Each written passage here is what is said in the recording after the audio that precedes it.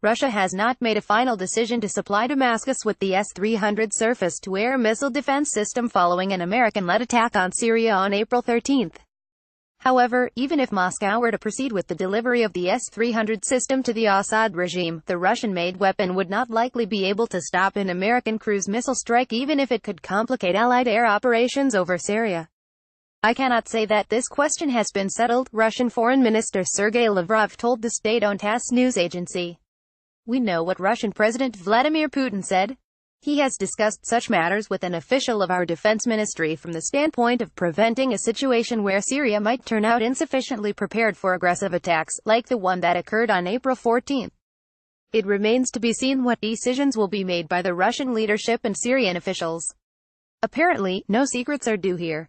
All this can be announced. Russian officials suggest that Moscow could deliver the weapon to Syria within a month once the green light is given. Naturally, the used S-300 systems that may be taken to Syria will have to be reconfigured to suit the standards of the Syrian air defense. This work may take about a month, a Russian military source told TASS. Recommended, 5 worst guns ever made. Recommended, the world's most secretive nuclear weapons program. Recommended, the fatal flaw that could take down an F-22 or F-35. However, as the Pentagon has noted, Russian-built air defenses operated by the Syrian regime failed to intercept the April 13 attack where the U.S. and its allies launched some 105 cruise missiles at targets inside Syria.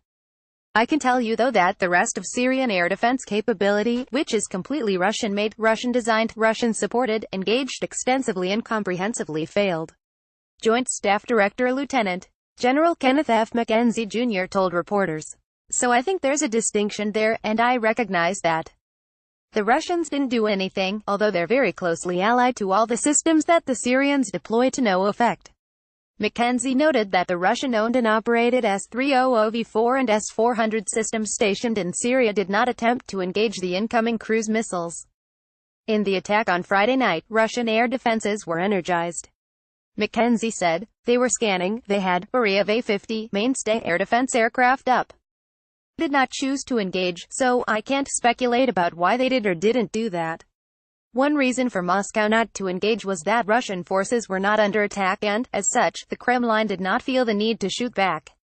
Another reason that the Kremlin's forces did not engage is that they did not have enough interceptor missiles to shoot down that many missiles, but a much more important reason is simply that they could not engage the low-flying, terrain-hugging Tomahawks. Because the Tomahawk, and other, cruise missiles fly at extremely low altitudes, they are extremely difficult to detect, track and intercept except at very short distances because of the curvature of the earth and terrain features such as hills, mountains and valleys. A ground-based radar is inherently limited by line of sight and against a very low-flying object, the radar horizon is short, as little as 12 miles depending on the terrain features in the area. One potential way to counter that is to cue interceptor missiles from the air using an airborne platform such as a Northrop Grumman E-2D and a data network, such as the Naval Integrated Fire Control, Counter-Air, NIFCCA. However, overland, even that would have disadvantages because of the difficulty of picking up cruise missiles from ground clutter. It is just a fact of life that radar cannot see through solid rock. As Mackenzie noted, the Russians did have A-50 radar aircraft, which are similar in concept if not capability to the E-2D and the E-3 Sentry AWACS, available and in the air. That means that the Russians might have been able to detect and track the American attack. However, it is not clear if the S-300V4 and the S-400 can be data linked to the A-50 to provide target cueing. Some Russian sources suggest that the S-400 can be linked to the A-50, however, that is dubious at best. It is unlikely that Moscow has such a capability integrated onto the A-50 or S-400 at this point. The Russians tend to prefer self-contained systems that do not rely on off-board sensors.